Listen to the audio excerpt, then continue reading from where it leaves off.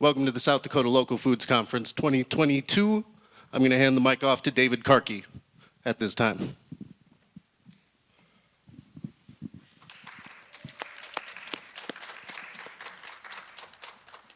Yeah, thank you, Taylor.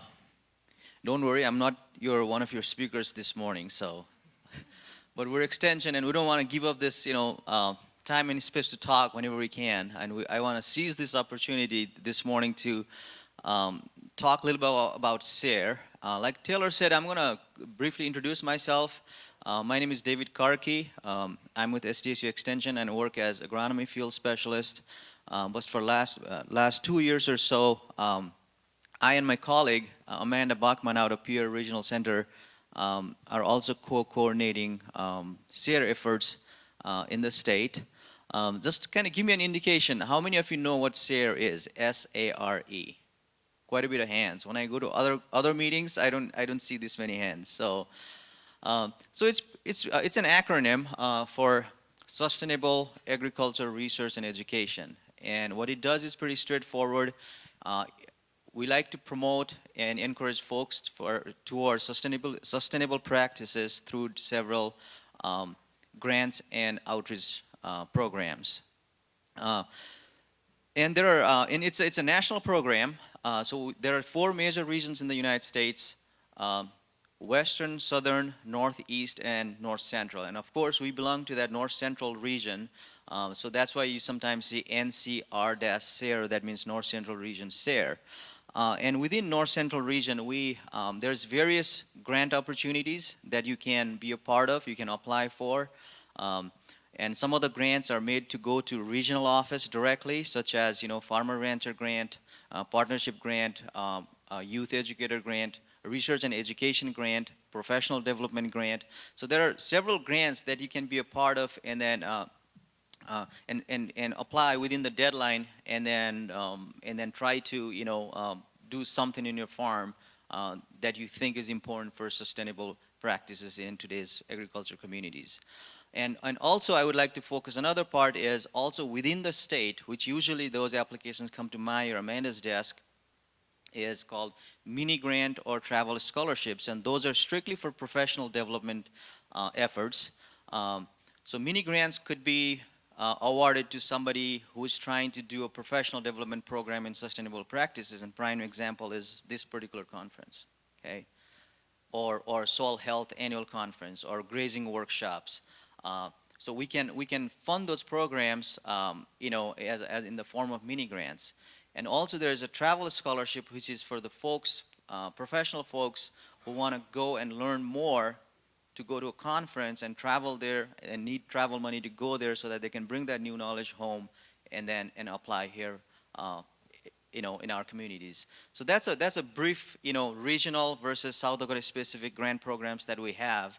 And that's why I wanted to be here this morning. And also I will be, and we have 3 panelists today, or 3 speakers, main speakers this morning. And I'm going to,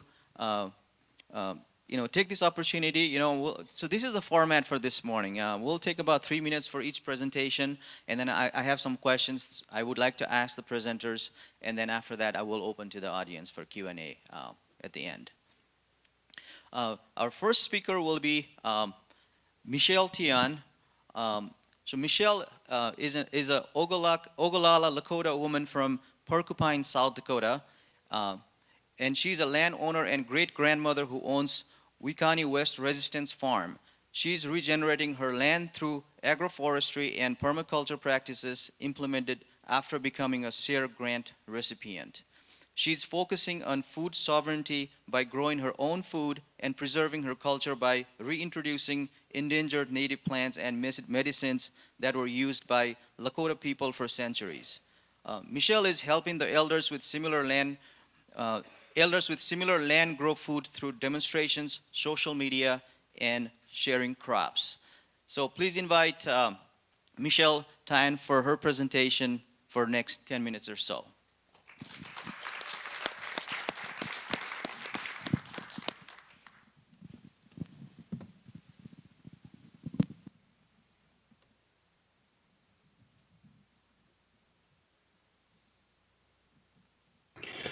Wiconi Waste Resistance Farm, an agroforestry and permaculture demonstration farm.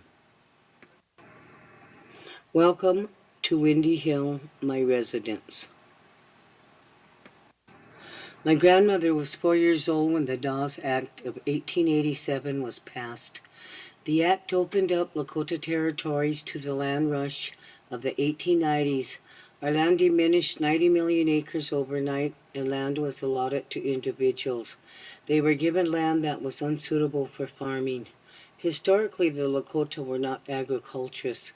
If you did not enroll on the Dawes rolls, you were not afforded any land or allowed being a member of the tribe or a U.S. citizen. There were many problems with the Dawes Act because of boarding schools, lack of farming experience, inheritance became too small. Size of holdings also. Allotments were sold to non-natives and natives were underpaid. It was destructive to our cultural identity and sovereignty as many other anti-native acts of legislation. The climate is a challenge at Windy Hill. The climate made us look for another way of growing food. We lost our crops in that horrific storm. 3,400 feet above sea level, I was determined to live on my own land, regardless of how rough the terrain is. Keeley radio in the background. My west garden in 2012. My east garden, we made tiers. We grew foods we like to eat. Steve picking weeds in the east garden in 2012. I reached out to local resources for help before SARE. We participated in SDSU Extension's Native American Beginning Farmer Rancher Program 2016-17, SDSU Extension Tribal Local Foods, Agribility, who assist disabled farmers, we became participants. Oglala Lakota Tribes Vocational Rehabilitation, who assist disabled people, we became clients, and they enhanced us to become farmers.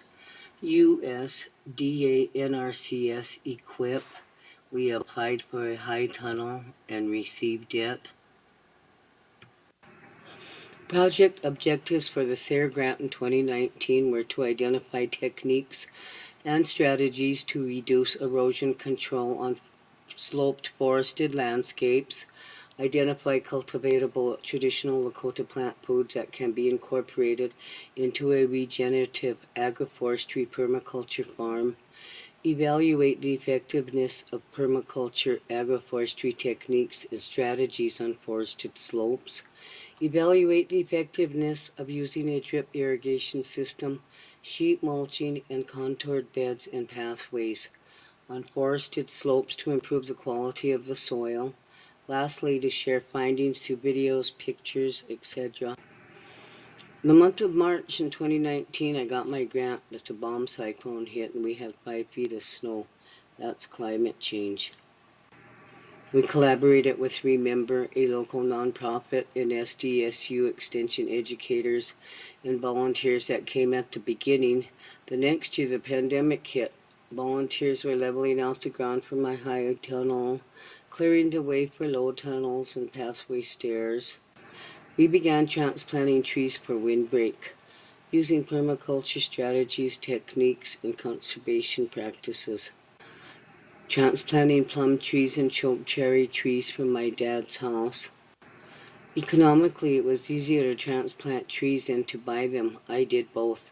Here we are with pine trees, plums, and chokecherries from my dad's yard. The organic matter is low and needs nitrogen.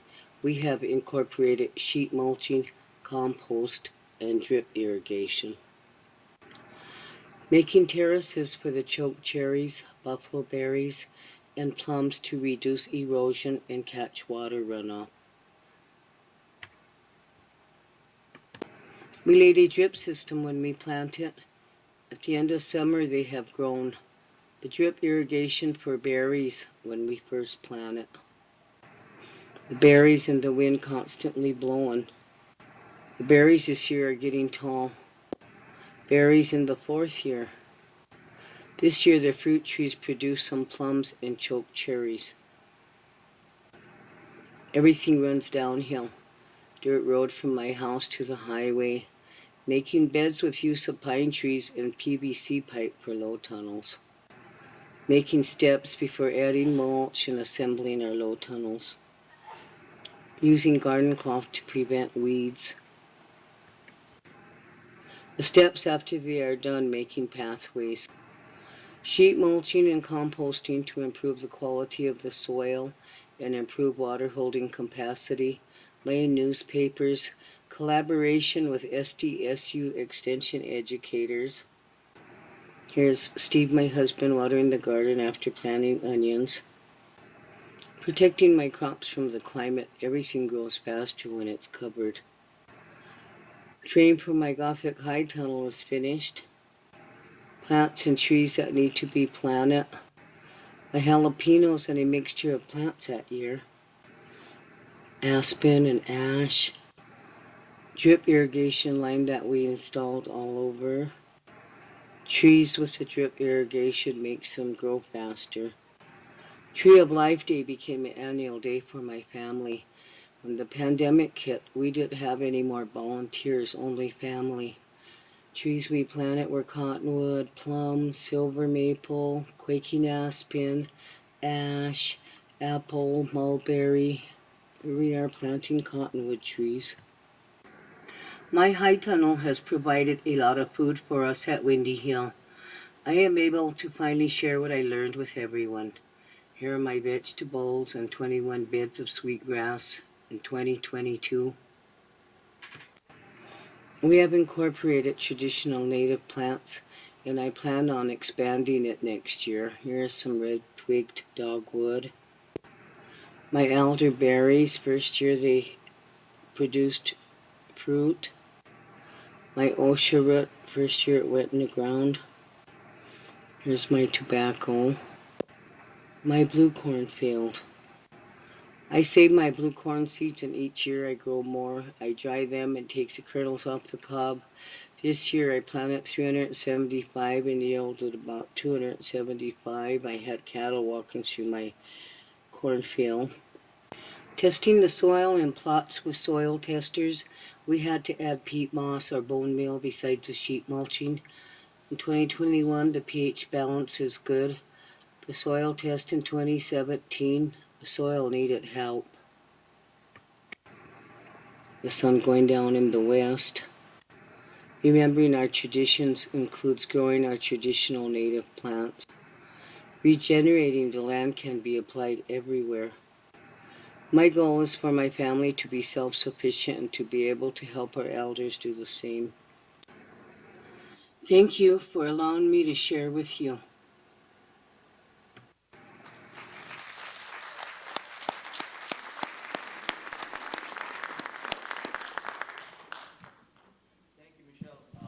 Yeah, thank you, Michelle. It was pretty neat. And thanks for sharing your project with us this morning. So our next speaker, and by the way, Michelle received Farmer Rancher Grant. And our next speaker, Ryan Schmid, who received partnership grant from North Central SARE. So our next speaker, Ryan, will share his project. So Ryan Schmid has been a research scientist with Ecdysis Foundation since 2018. I hope I read the Ecdysis or Ecdysis correctly, but you can correct me later. He credits his upbringing on a family farm for honing his interest to work with farmers and ranchers to develop practical solutions to their problems.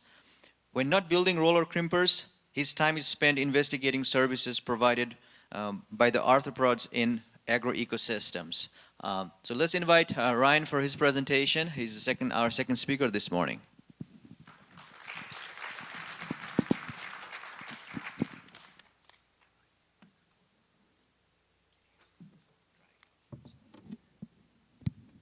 All right, thank you. Happy to be here this morning. Yeah, I'm going to be talking about a roller crimper build that we did with some local farmers in our area. So just to start off with, I'd like to get a little bit info. How many people are familiar with what a roller crimper is and what it's supposed to be doing? Okay, all right. Quite a few hands, but not everyone, so maybe we'll go over some of the basics here. So in our area, I work with a lot of big commodity producers, a lot of corn, soy producers, a lot of cattle producers as well. And we like to have a coffee club with some of the local folks in the area.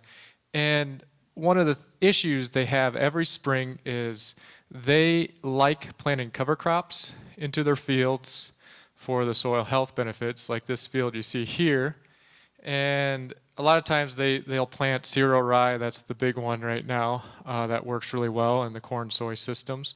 And they can plant in green into that, is what they call it. They're planting their soybeans green into that rye. And then typically, to deal with that rye, they don't want it competing with their cover crop of rye competing with their cash crop. They have a couple of different methods. If they're non-organic, a lot of times they like to use a burn down application of herbicides after they have their Roundup Ready soybeans planted in there. Or if there's some of the organic producers that we work with, they'll typically till up the field and then plant their soybeans into that. So those are the two methods. But there's, the conventional guys that are into cover crops, they want to reduce their herbicides as much as possible. They don't like messing with that stuff for various reasons, from health reasons to they just don't like it. They want to reduce their herbicide patches to reduce their fuel costs. The tillage guys know what they're doing to their soil by tilling it up, but they don't have much of an option since they're organic folks. So they started tossing around this idea. They've seen a lot of research out there on roller crimping, and they are wondering, could we do that in our area? And so we said, we think you can, but it's going to cost you about $30,000 to $35,000 to get a roller crimper. And they kind of got quiet because that's a big investment for something that they're unsure about. And so we were sitting around the table having coffee, and we said, it's not that complicated of a machine. We think we have the expertise to do this. So we decided we're going to build a roller crimper for these folks with their help.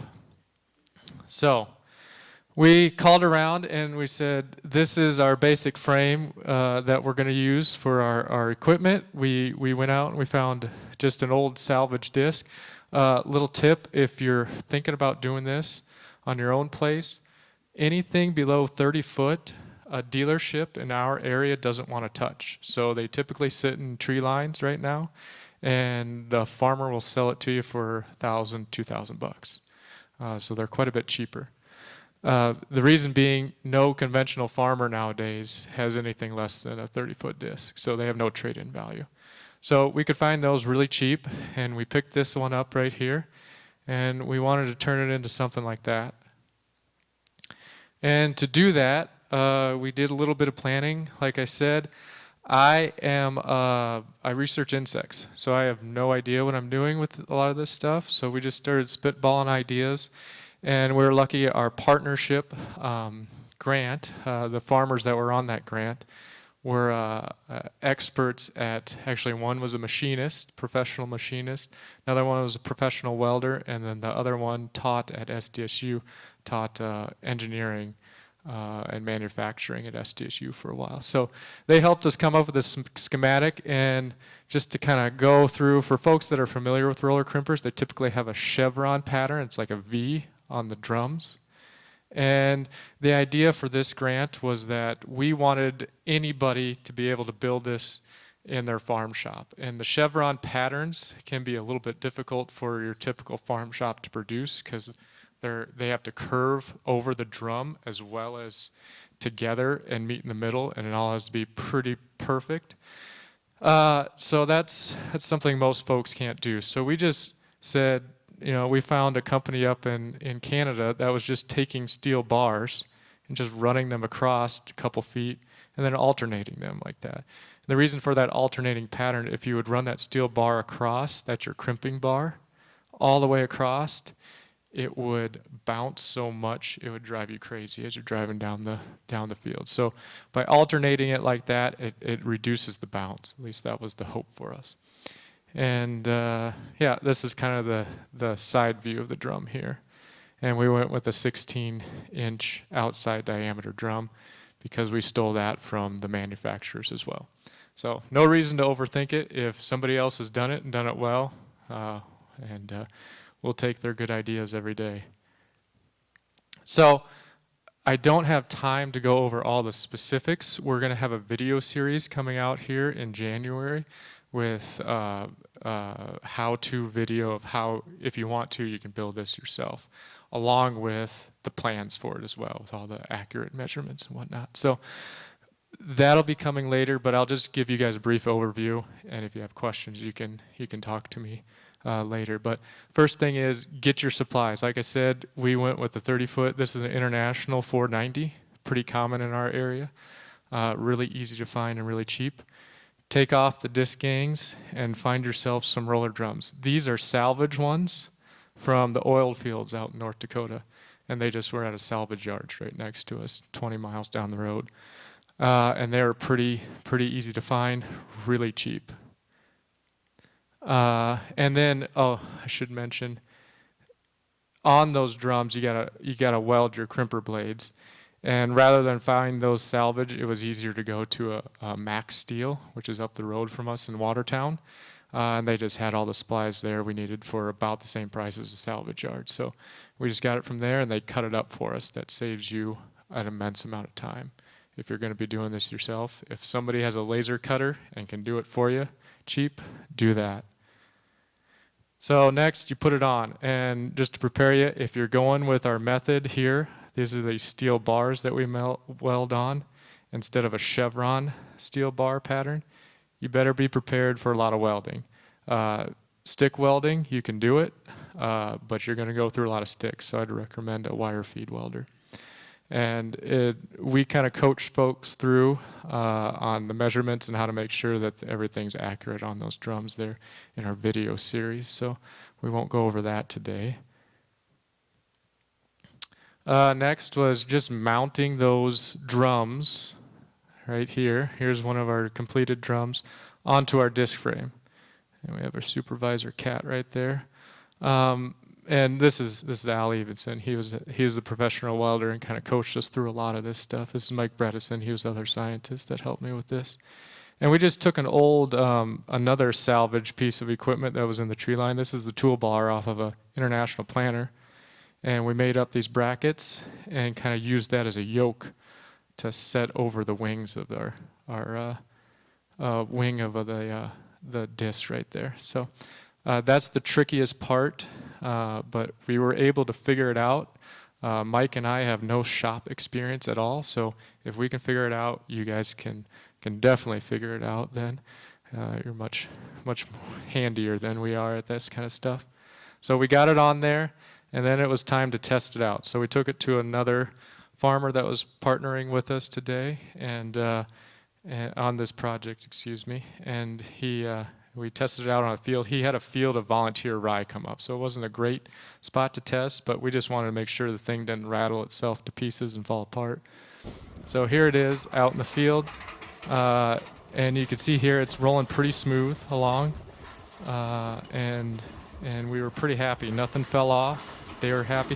The only issue is with this kind of design, I'll say, if you don't have a thick stand of rye, which this gentleman didn't, it will get some mud if it's wet. It'll get some mud packed in there.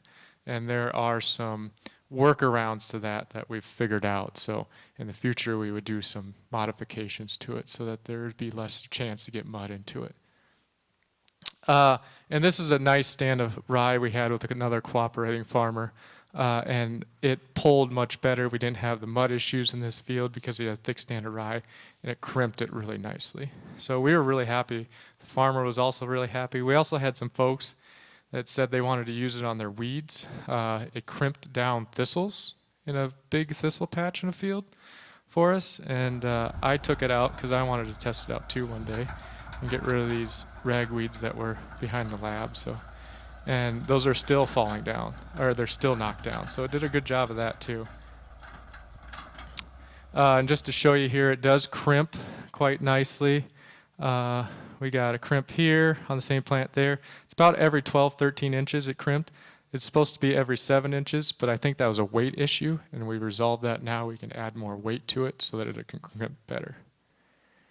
And just to show you, the main purpose of this is we're kind of cheap, so we wanted to build this for less than $30,000.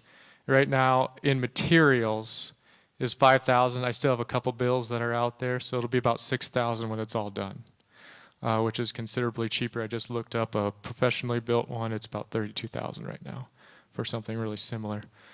And if you didn't want to build it yourself, the machinist and the weld shop said they could build it if we could get the supplies for about $6,000. So if you didn't want to do the work and you just got the supplies together, you could have this put together for you for $11,000 total. And I should mention that this was a partnership grant with SARE, and it was definitely a community project. We had a lot of folks come and help and work on this, and believe me, Mike and I have never welded in our lives. We've never taken a machine class at all. So we did a lot of the welding and a lot of the work on it. We just needed some coaching and some expertise from our farmer partners, and they did some of the dangerous stuff for us, like Seth right here. So if we can do it, anybody can do it, but they were a huge help. So if anyone has any questions or anything like that, they can email me or just get a hold of me at the conference. Thanks.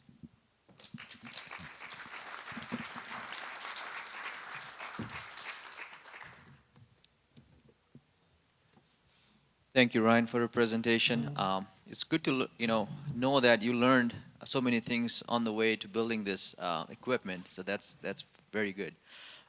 So our third and the last speaker for this morning is Dr. Amanda Blair, who received Research and Education Grant, if I'm not mistaken, a partnership grant from SARE. And Dr. Blair received her PhD from Purdue University in 2007, where she focused her research in the area of meat science.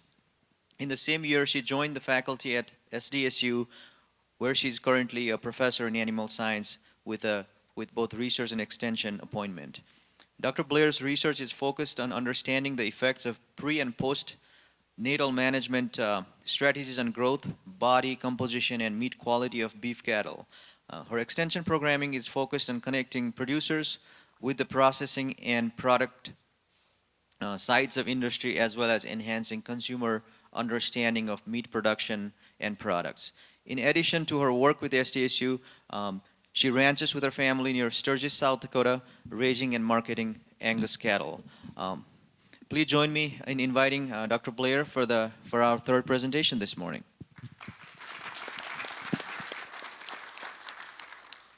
Well, good morning, everyone, and thank you again to the organizers for the invitation to be here and to share a little bit about our SARE Partnership Grant.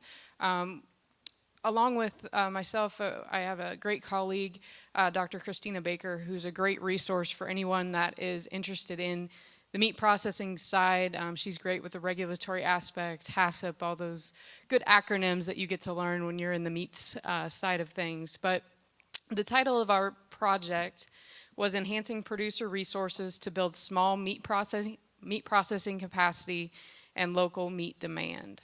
And this was awarded in 2021, and it will wrap up in March of next year, or March of 23. So just a brief background of kind of how we came to this grant. It really was sparked by COVID. And many of you could follow the narrative of what was going on in terms of decreased meat processing capacity, empty store shelves. We had a backed up supply chain that turned into overfinished animals. For many species, that was detrimental. We saw euthanasia have to happen in many species. It exaggerated labor issues for large processors and some small processors. And we, again, this culminated in empty store shelves in terms of what was available for protein. So we started to get calls in our office in our roles as extension meat specialists, and a lot of interest in building and expanding and growing the small and medium-sized processing capacity in the U.S. So we really saw this shift to a demand for small local processors. And we also, at the same time, and I think this had been building prior to, but we saw a shift in consumer preference for more direct from the producer, direct from the processor type products. So more of that local interest, where's my food coming from, get to know your producer. So that was kind of coming in prior to this, but it really was, COVID was kind of a way to emphasize that, and people had to pay attention. So what we saw was a lack of small processors to meet this growing demand. So we worked together to develop this grant. And I've got a slide here. These are just headlines that we saw. Large, small processors all across the board. Everybody was putting out press releases and saying, we need more processing, we need more processing. You know, the big guys were saying it, the small guys were saying it, the producers were saying it, and consumers were saying it. So these are just a collection of some of the headlines that we saw. So SDSU, we kind of got together and said, what are we going to do to respond to this collective challenge? And we focused attention on the development and sustainability of small meat processors. So we wanted to create additional outlets for market-ready livestock. So that was some immediate response of trying to connect some resources through our networks to get through some of that oversupply. And then we wanted to start to work to reduce this future supply chain challenge and enhance direct marketing opportunities for producers. So those were some of our goals, just collectively, not necessarily totally focused on the SARE project. To that end, we pushed out some content in terms of HACCP workshops. Dr. Baker did a series of butcher block talks, processing short courses, and then culminated in the SARE Partnership Grant. So these are just some additional efforts to help this be successful. So the overall goals of the project were to establish resources for individuals and groups looking to build, renovate, invest in, or operate small processing facilities. And we also wanted to assist our partners with initial business development and guide some feasibility discussions, because sometimes finding out that you shouldn't is just as important as finding out you should and how to do it. So our objectives, we had 5 objectives. First was to familiarize our partners with regulations and requirements of the meat industry. For any of you that have been in the meat industry or looked into it, it's not the same as fruits and vegetables and other food products. It's regulated by an entirely different entity. And so we worked a lot with our partners, because many of our partners were producers that weren't in the meat industry yet. So they had to learn those things. We wanted to aid our partners with regulatory decisions based on their business goals. So these might be questions as to, should I be a custom exempt processor, a state inspected facility, or should I go to a federal regulations side? We wanted to provide technical assistance in processing techniques and skills necessary to operate meat processing facilities. We did this a lot through case studies. So, you know, we work in the SDSU Meat Lab, but hey, let's take people out to the folks that are doing this and doing it well, and build some networks and some learning communities around this, so that they can learn from each other. We wanted to educate partners on sanitation and food safety practices, because sometimes this is one of the bigger issues is understanding some of those food safety regulations in the meat industry. So we walked them through those and help them find resources as they continued through their process. And then finally, assist partners in development of realistic production goals. You know, sometimes it's as simple as saying, you know, most people don't realize that the slaughter side of the meat industry is actually kind of the easy part. It's all the fabrication and how do you get through all that meat and store it.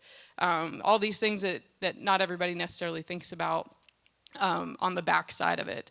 Logistics are a huge challenge. So the actual project components, we used a case study model and pulled in partners. Our first case study was, so a case study, these folks were gonna, be willing to let us come into their facility. They were gonna answer all the questions, good, bad, the ugly. They were willing to share. So we went into a renovated older facility that was built in the 50s.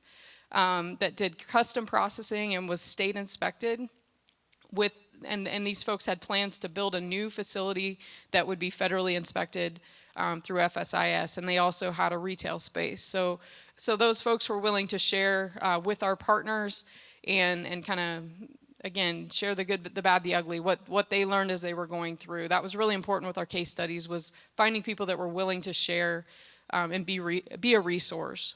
Our second case study we toured was a new facility, relatively new, that was built in 2019. that did custom processing and was also federally inspected. And they had a value-added focus and provided kind of additional services such as private labeling and co-packing, and had both retail and online sales. So these were two places that we physically, part of the money was for travel. We took our partners and we went and toured and spent a good part of a day with each of these case studies. We also had webinars to kind of preempt this, to build in some resources about business planning, financing options, and we discussed some of the grants that have been announced. We went over regulatory and the inspection side, and then operations and logistics. We had speakers talking about labor, technical skills, construction and floor plans, harvest and production schedules, to give our partners a better feel for what it really takes to establish and be successful at a meat processing enterprise. So what we're working on now up until our deadline of March is to pull a lot of this into development of online resources and decision tools so that other folks that might be interested that weren't able to be a partner in the grant can still access this through SDSU Extension. A little bit of the timeline of the project. We weren't looking for massive amounts of partners. We actually put in that we wanted to have 3 partners. And we ended up with 4 committed partners. And then we pushed this out as a press release to people. We thought at least with the webinars we could expand this. And we were overwhelmed by the response. We had, I think, calls and interest and applications from 13 states and 3 countries. So we were, I don't know, it was 60 or 65 people that were wanting to be partners on it, but we didn't have the funds. So we picked our 4 from the North Central region, and then we added another 20 participants that were allowed to do some of the webinars, but also some of them also participated in the case study tours. We did assessments, an initial assessment before things began. We started our webinars in December of 22, and then the case study tours were in January. Our final assessment will be in March, and then our resource development, like I said, is kind of underway. What our planned outcomes were, we wanted to increase partner knowledge about the development of a harvest, fabrication, and processing facility, and increase their confidence in taking that step toward their planned business venture, and also to provide livestock producers with information necessary to plan and establish a meat processing facility. Because again, our partners were folks that hadn't been in this industry before. So I'm happy to announce that we met those outcomes, but we also had a couple other actual outcomes that were very exciting. One of our partners has purchased a locker to operate in southern Minnesota. So took that step in July of 22 and purchased a facility, and were able to hit the ground running on a locker that already existed, and they took over the management and all the business aspects of that. And another partner has initiated plans for a new locker in central South Dakota and was recently awarded one of the USDA MPEP grants to move forward with their project. So that's very exciting from our 4 partners. We also had a partner that decided this is not the direction to go. And again, I think that's just as successful sometimes as learning what you shouldn't do. And I know I'm getting short on time, but from a SARE perspective, we think that the relevance of sustainability is that this project is going to keep money in local economies, reduce transport, and that's going to help lower production cost. Also reduces emissions, and we think from the social aspect of sustainability, this is hopefully will create jobs in rural areas, especially with these new facilities coming in, and help build those relationships between producers and consumers, because this will align with a lot of those direct marketing goals that many producers have. There's my contact information, and happy to answer any questions that you might have about our SARE partnership grant. Thank you.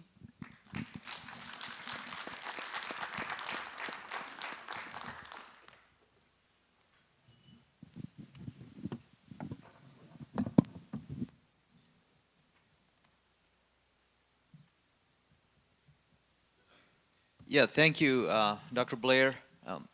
I had brought in 3 questions to ask to the panel, but I think we're running short on time, so I'm going to kind of skip my order of questions, but I'm going to ask one question that I thought was important for all of us to know.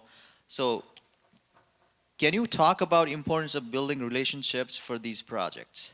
And I'm gonna hand this microphone, or from Ryan. Just your own perspective. Importance of building relationship. Yep. Just go from right to left.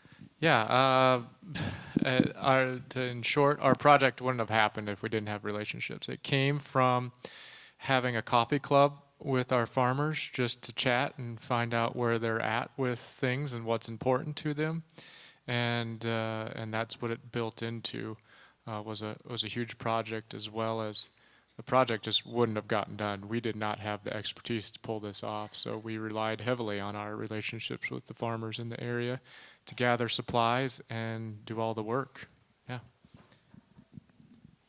Well, obviously, relationships were really the foundation of our project.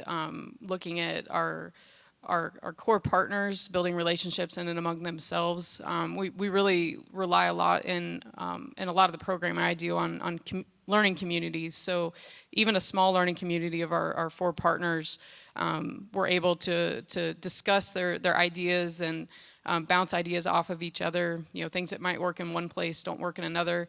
And then we really valued that case study model where we could go into those folks that had established. We also had other processors come and help with a workshop, so it wasn't just our 2 case studies, but we had other processors share their different perspectives. And again, we wanted to bring people in that were willing to share. It doesn't work great to have somebody come that isn't willing to have that relationship and develop that. So that was really critical in our project. Hello. Obviously, I wouldn't have been able to finish my project or even start it without the help of community and the people that I had met on the Pine Ridge Indian Reservation, the Oglala Lakota Nation. I was able to partner with SDSU immediately, so they were a big help. There was other people and organizations that worked with us. Fortunately for me, I'm 65 years old, I had help. And I wouldn't have been able to do it, obviously, all by myself. So I was very fortunate to be able to work with young people. And I'm really happy to see so many young people that are so interested in the ecosystem and saving it, regenerating it. Because without the ecosystem, we can't grow food, we can't have meat, we can't be alive. We can't survive without water. So these are some of the things that I'm really happy to see all the young people come here for today and be involved with the ecosystem today and saving it. So thank you for letting me be here and working with all of you.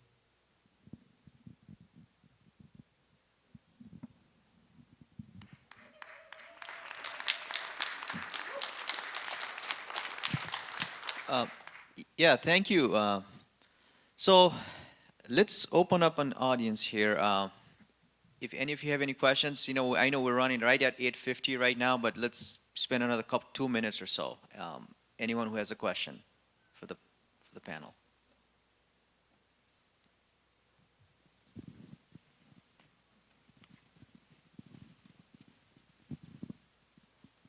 What advice would you have for somebody who's interested in applying for a grant?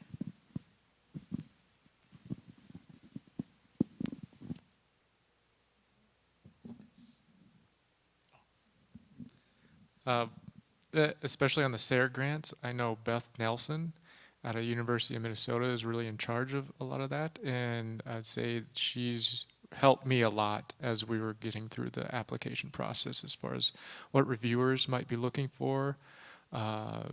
Is this project meet the criteria that the grant is designed for as well? She was a big help. Yep. And I would say when we got into this, we wanted to make sure that we weren't reinventing the wheel. So we got on the SARE website, and they have a lot of all the past projects available. So you can go and look, and sometimes that sparks ideas too, if it's a different topic, but a really unique way that somebody did something or put something together. I think that was really valuable for us, was to make sure that our idea hadn't been done before, but again, looking to say, well, we want to do it this way, and it looks like they funded similar projects that utilize learning communities and making sure it was going to be a good fit. I worked with Joan Benjamin. She was really great to work with, and it's real important to keep in touch with them and ask them questions if you're not real sure about the grant. One of the good things about the grant is, which is huge, is you're allowed help. You're allowed stipends to get help from other people. And that was huge for me at being an elder. So the most important thing for me was sharing everything with SARE.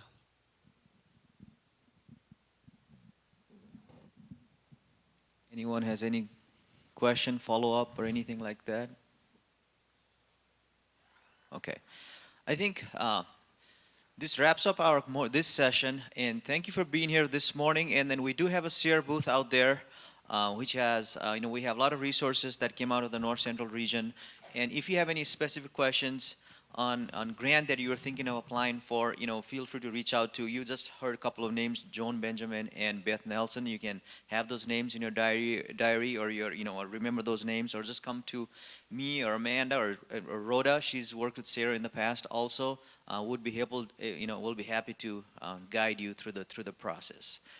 And I also like to acknowledge my advisory board, for the South Dakota mini grants and travel scholarship, my crazy efficient advisory board. Thank you so much, and they helped me navigate through the applications that we get in the state. Thank you so much for being here this morning.